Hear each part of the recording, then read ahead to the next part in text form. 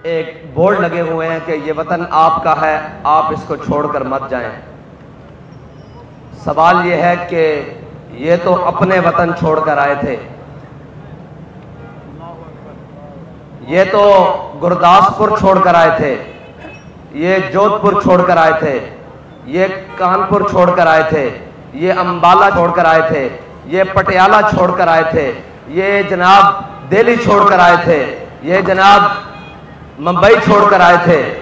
आज जिनके बड़ों ने पाकिस्तान से, बरे सगीर से अंग्रेज को भगाया था, आज उनके वारिस उनके वतन में जाने के लिए क्यों तैयार है? और आज एक सियासी जमात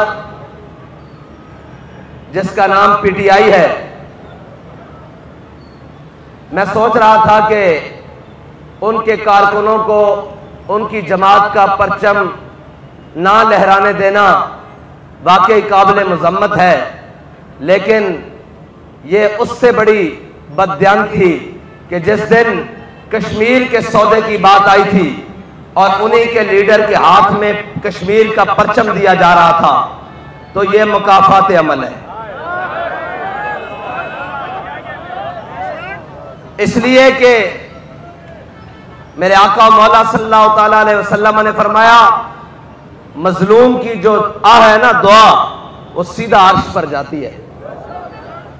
वो तो इंतजार में थे अहलियाने कश्मीर के जनाब कोई मोहम्मद बिन कासिम का वारिस आएगा, कोई सलाहुद्दीन अयूबी का मानने वाला आएगा, कोई महमूद गजनवी का जानशीन आएगा। लेकिन उन्हें क्या पता था कि जिसकी खातिर, जिस वतन की खातिर, जिसके नारे पर हमने लाखों गर्दनें कटवाई थी, आज उसका सरबराह ऐसा आदमी है जो झंडा पकड़ने के लिए भी तैयार नहीं। अच्छा, क्यों तैयार नहीं? इसलिए कि मुश्किल आ जाएगी, जिहाद करना पड़ जाएगा, इक्तिदार खतरे में आ जाएगा। तो लो, इक्तिदार भी चला गया, मुश्किल भी आ गई, 2 वक्त की रोटी भी मुयस्सर नहीं, तो झंडा कैसे फिर कोई उठाए? आज जिस झंडे को तुमने जो आसानी से उठाया जा सकता था, आज तुम्हारे झंडे को सख्ती से छुड़वाया जा रहा है। यह है मुकाफात अमल। और आप, ये मैं तमाम आप देख रहा हूं कि थके थके चेहरे हैं, थकावट के आसार हैं। तो जरा उस रात के बारे में भी ख्याल कीजिए कि आज की रात थी, अपना वतन छोड़कर अमृतसर लुटे पिटे काफिलों के साथ जो घर के 4 अफराद चले थे, अकेली बहन बची थी। जो घर के 7 अफराद चले थे, 2 भाई बच गए थे, वो भी जख्मी हालत में। जो घर का कुंबा 13 अफराद पे मुश्तमिल था, वो 3 पर बचा, माँ, बेटा और आगे बहू, बाकी सब रास्ते में काटे गए। जरा उनका भी ख्याल करें कि वो बाबिल पाकिस्तान में आज की रात कैसे गुजार रहे होंगे। और वो तो इस यकीन से आए थे, वो तो इस ईकान से आए थे कि इंशाअल्लाह अब सुबह होगी, अब जनाब पाकिस्तान के अंदर मोहम्मद अरबी का निज़ाम होगा और जनाब सुबह ही बोलबाला होगा। लेकिन सुबह होते ही वो किन की बुनियाद पर आए थे? वो इसी बुनियाद पर आए थे कि हमारे भाइयों ने कहा है कि इधर चले आओ, ये मुसलमानों का वतन होगा, ये मोहम्मद अरबी के गुलामों का वतन होगा। लेकिन 76 साल से इन मुसलमानों ने, इन दावा इश्क रसूल करने वालों ने इस पाकिस्तान के अंदर ना निज़ाम मुस्तफ़ा आने दिया, ना हुजूर का निज़ाम आने दिया, ना कुरान का कोई निज़ाम आने दिया, ना कुरान के अहकाम आने दिए। इस पाकिस्तान के बसने वालों ने, वो 1857 में कहते थे गदर हुई, लेकिन बाखुदा जो पाकिस्तान के अंदर गदर हुई, आज तक उन्होंने कहा लो, हमने अपनी जानें देकर, अपने वतन देकर, अपनी जायदादें देकर, अपने बच्चे देकर, अपने माल देकर, अपने असबाब देकर तुम्हें वतन लेकर दिया है। चलो उठो, मोहम्मद अरबी के नाम पर इसको खड़ा करो पूरी दुनिया के ऊपर और इस परचम को बुलंद कर दो अब पूरी दुनिया के अंदर, इस सबज हिलाली परचम को कि ये इस्लाम का परचम है। लेकिन अफसोस अफसोस कि जिस परचम को हमने इस्लाम के नाम पर बुलंद करना था, आज उस पाकिस्तान के अंदर उन परचमों को बुलंद करने की कोशिश की जा रही है। वो नापाक परचम जिनकी बुनियाद इस्लाम के अहकामात से टकराती है, जो सरासर इस्लाम के मुनाफी हैं, आज उस पाकिस्तान के ऐवान बाला में और ऐवान बाला के अंदर बैठे हुए लोग जो कम अज कम 5-5 बार असेंबलियों से, फिर 2-3 बार सेनेट के मजे लेने के बाद जिसको पाकिस्तान का ऐवान बाला कहा जाता है, आज उस ऐवान बाला के अंदर इस्लाम को दहशतगर्द कहा जा रहा है। आज उस ऐवान बाला के अंदर इस्लाम को इंतहा पसंद कहा जा रहा है। आज उस ऐवान बाला के अंदर पाकिस्तान को और इस्लाम को शिद्दत पसंद कहा जा रहा है। अफसोस तुम ये बिल पास करने के, मुंह दिखाने के काबिल हो।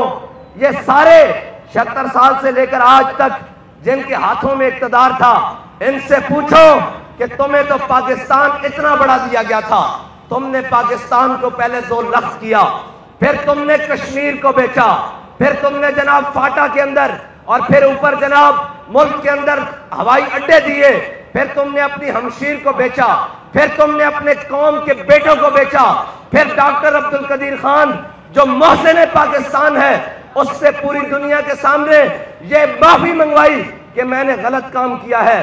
तुम भी दुनिया में मुंह दिखाने के काबिल हो। तुम कहते हो कि हम इक़्तिदार के ज्यादा हकदार हैं, हम पाकिस्तान की मईशत को दुरुस्त करेंगे। तो मैं ये कहता हूं कि पाकिस्तान के मीडिया के ऊपर तमाम तर पाबंदियों के बावजूद मीडिया ये कहता है कि कासिम के अब्बा ने ये किया, तो ये नहीं बताता कि जनाब रहमतुल लिल आलमीन में रहने वाले मौलवी ने भी पाकिस्तान के अंदर ये किया है।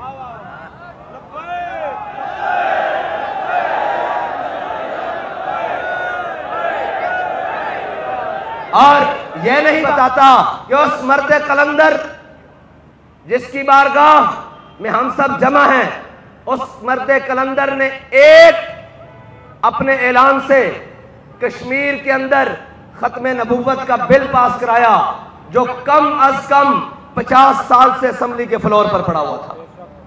कहा था कि हम खत्म नबूवत पर पहरा देकर आए हैं और अब हम फैजाबाद से वापस आए हैं।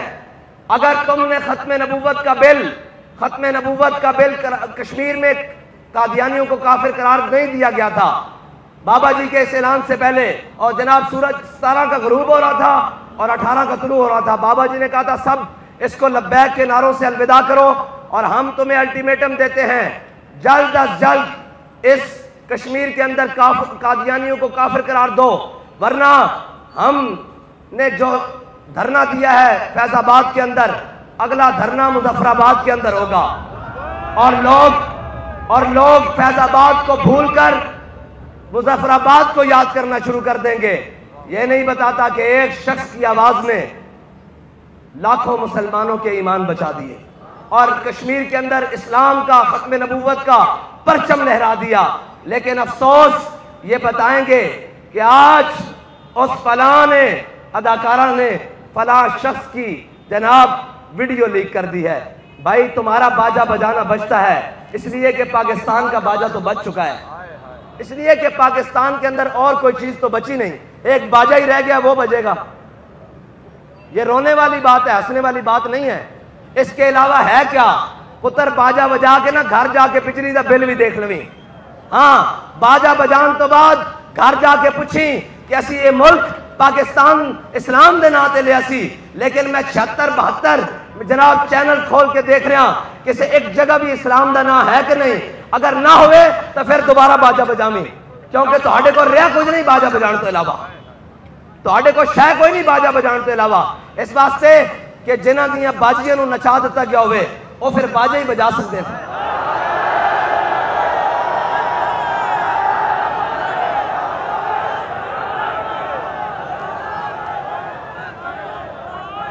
रोड के उत्ते आके ठा ठा लाई हुई, पा लाई हुई, की होया जी? उन्हें कहा असी आजाद हो गए हैं। मैं कहा दस तो सही केड़ी गलो आजाद होया? तेरा निक्का भरा तो डंकी ला के यूरोप जा रहा, तू किथों आजाद होया? वो तो 400 साहिल समंदर उत्ते जिन्होंने दफनाने वाला कोई नहीं और जिन्होंने लाशा नूं कफन पवाने वाला कोई नहीं।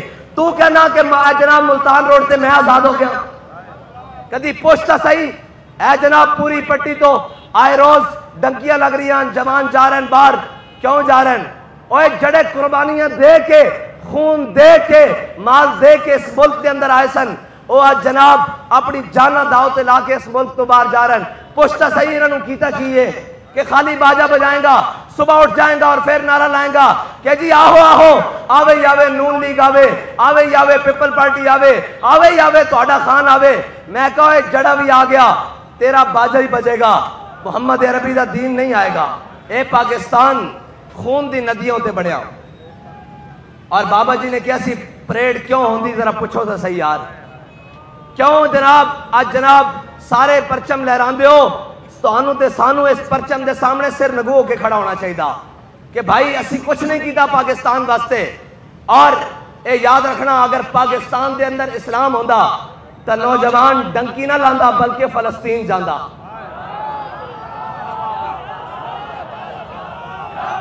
अगर पाकिस्तान के अंदर मोहम्मद अरबी का दीन होंदा तो नौजवान डंकी ना लांदा कश्मीर जांदा। अगर मोहम्मद अरबी के दीन का निजाम होंदा, मोहम्मद अरबी का दीन होंदा सल्लल्लाहु तआला अलैहि वसल्लम दा, ते नौजवान जनाब यूनान ना जांदा बल्कि बर्मा जांदा। और इस तरह ना जांदा, इस तरह जांदा कि दो नीम इनकी ठोकर से सहारा हो दरिया, सिमट कर पहाड़ इनकी हैबत से राई। और ये भी याद रखना, इस्लाम अपना हिस्सा पूरा लेंदा, पूरा लेंदा पूरा। जिन्होंने क्या सी ना, क्या हो बुए बंद कर लो जनाब, की होया जे लिख के दे दोगे एक बारी कि जनाब साडा लब्बैक ना कोई ताल्लुक नहीं, ते मैं अज वेख रहा उन्होंने लिख के देना पै रहा। ते जड़े इशारे करते सन ना कि जी ए लब्बैक वाले दा घर जे, ए लब्बैक वाले दा घर जे, साडा घर उत्थे ही है।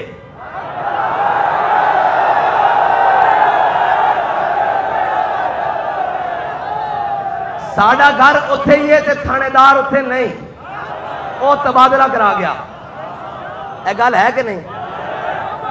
ते असी उत्थों रोजाना निकलते भी हैं ते वापस घर जाते भी हैं। साडे राज कोई बैठे सन तां सानू कोई फिक्र नहीं सी। और ये तो छोटी बात है। बाबा जी ने किसी ने पूछा भाई हाँ भाई, उन्हें कहा जनाब मेरे घर पुलिस आ गई। बस बाबा जी ने कहा हाँ भाई की हुण तेरा की ख्याल है तहरीक लब्बैक बारे? उन्हें कहा जनाब तुसी सानू अपनी इज्जत वास्ते नहीं बुलाया, हुजूर की इज्जत वास्ते बुलाया। ते मैं हजरत जनाब सैयदना सिद्दीक अकबर दा गुलाम हाँ। ये गल करते हो हुजूर की इज्जत वास्ते, मेरे घर वालियां कोई वाला तो घसीट के भी लै जाए मैनू कोई परवाह नहीं, मैं हुजूर की इज्जत से उस तरह खड़ा होया।